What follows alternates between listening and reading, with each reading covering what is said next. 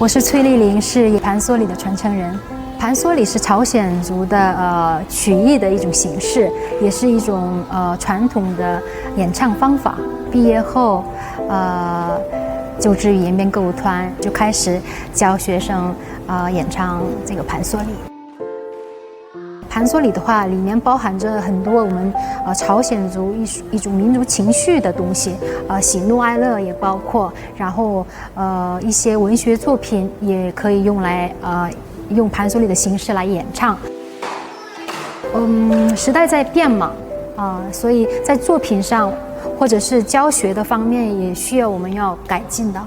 然后目前的话，我会结合一些其他的像伽耶琴呐，通过伽耶琴的编弹，然后再演唱盘梭里，或者是用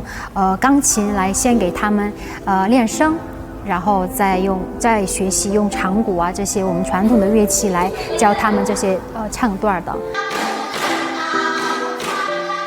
我有那种发音不正确的时候，老师就会给我指导，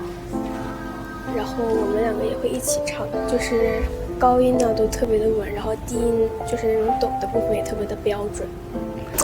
我觉得作为一个传承人吧，现在也是肩上的担子也比较重，但是我觉得这也是算是我今生的一种使命嘛。国家对非遗项目的资助还有一些支持是非常多的，然后每年也会举办一些非遗曲艺节之类的一些活动，让我们去推广这些项目。然后我们也是积